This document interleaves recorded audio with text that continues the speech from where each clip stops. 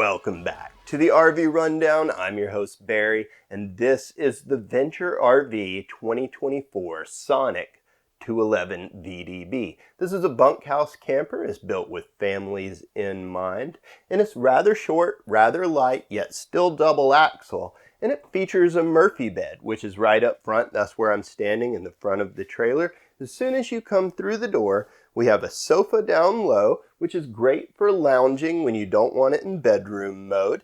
This is a jackknife, so it lifts up and lays flat.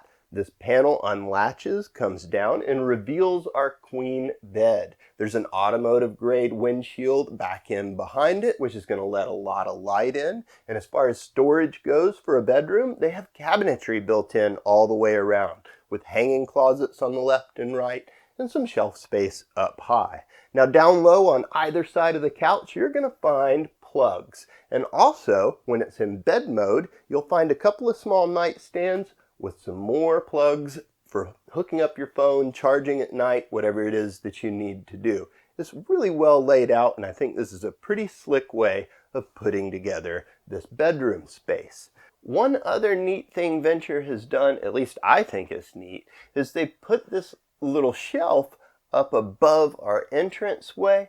It's a simple metal shelf, but we've got a USB plug and a 110 plug up there.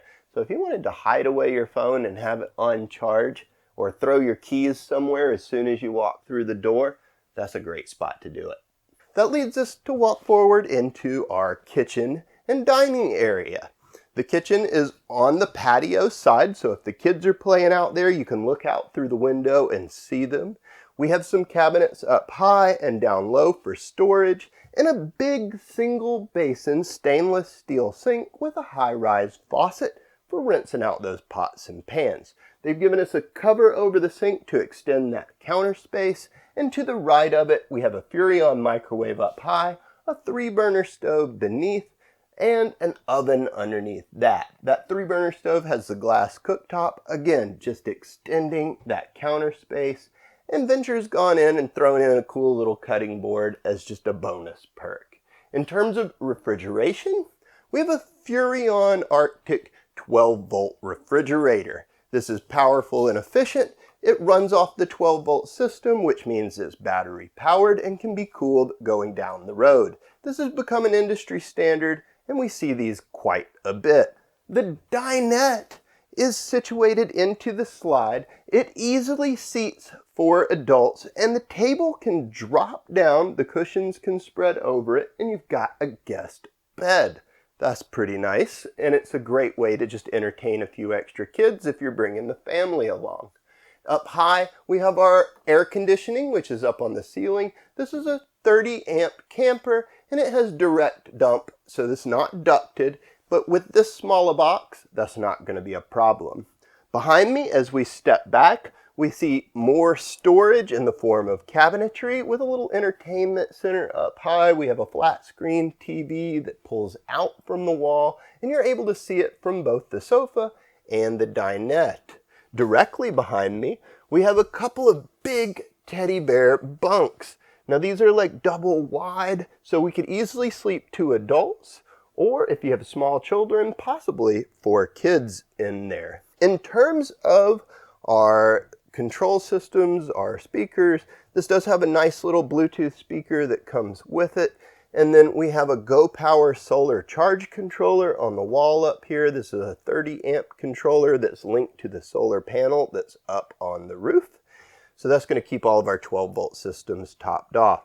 There's a little USB plug here for the bunk areas, and then there's a Level Mate control pairing system. This is great if you download the Level Mate app. We actually have a video on how it works. We'll link it up top. And this is helping you level out your camper via a Bluetooth phone app. We can control our heat from our Suburban controller here right below. Now, that leads us into the bathroom. Now for a super small camper, this is a rather spacious bathroom. We have a foot flush toilet down low, a nice large shower with a tub basin, and a skylight up high for us tall people to rinse off. There's a stainless steel sink, which is slightly larger than average compared to its RV brethren, And there's plenty of counter space in there for setting up and breaking down in the morning. There's even a medicine cabinet up high so we can keep things tucked away if needs be. And right next to the toilet, there's a space that could easily accommodate a trash can, toilet paper, any other accessories that you may think you need going down the road. Now, before we head outside and check out some of the features there, what I'd like to do is close the slide so that we can see what's accessible at a quick pit stop going down the road. Our slide controls, awning controls, and light switches are all tucked up under the cabinet right here and right next to the door as soon as we come inside. So I'm going to reach up in here, I'm going to hit that slide button.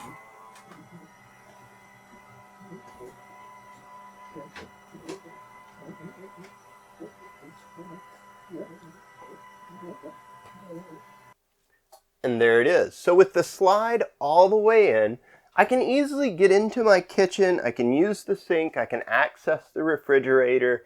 So at a quick pit stop, I could make a snack, grab a drink, but if I wanted to use the restroom, it's a little bit of a tight squeeze. I'd probably need to let the slide out just a little bit in order to shimmy by and get into that bathroom. So with all that said, let's open this bad boy back up and check out some of the features outside.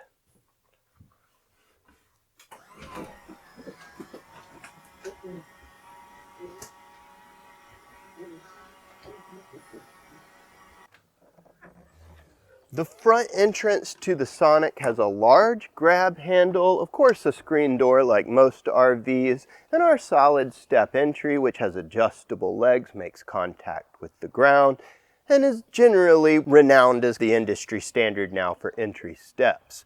At the very front of the camper, there's pass-through storage. It's an insulated baggage door with slam latches and magnetic catches for ease of use. As we walk towards the back of the camper, you'll notice that we have a large electric awning that lets out at a touch of a button and is LED lit. They've put automotive wheels on the Sonic. They're aluminum, they're beautiful, they're shiny, and they're wrapped in Goodyear tires, which I think is something a lot of people will really appreciate. At the very back, we have a refrigerator, some storage, and a griddle with a Lodge cast iron top. It's a Suburban griddle that's powered off of the LP that's on board. On all four corners at the base, we have manual stabilization jacks, which I personally kind of prefer because they're cheap and easy to replace if you mess one up. At the very back of the vehicle here, we have a full-size spare, which is mounted to our 4-inch square tube bumper, which could potentially host a sewer hose. This is prepped for a backup camera. It's all pre-wired. It would be a kind of a plug-and-play installation that could happen aftermarket. In terms of its storage back here, Sonic wasted no space, and they used that underside of the bunk bed to create a nice large spot to toss in all sorts of camp chairs and other things that you might want to bring with you. Also at the back of the camper, you'll find our cable and satellite plugs in case your park happens to offer those. A little piece of coax would run it right into the camper. Here on the off-door side at the rear, again, we see that big storage that passes all the way over. And you can see we have access to our tankless Fagatti water heater.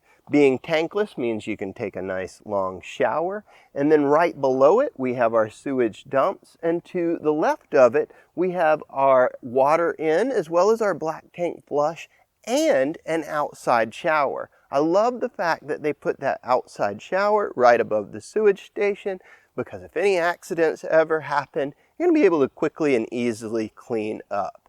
Just to the left of all of that, we have our main shore power in, and then our slide. As we push forward up towards the front of the vehicle, we end up being right back at that pass-through storage that we saw from the other side. So this is accessible on both sides. Again, slam latches, magnetic catches, insulated doors, just some really nice construction points there. Speaking of construction, Sonic has changed this year. It used to be a single piece fiberglass wrap from front to back. However, this year we have a rock guard down low. We have a molded fiberglass front cap that's going to host that automotive grade windshield. I think this looks awesome. Not only that, it's super tough. Below it, we have our 2 propane tanks, power tongue jack with an adjustable leg, as well as a battery cutoff switch in the rear.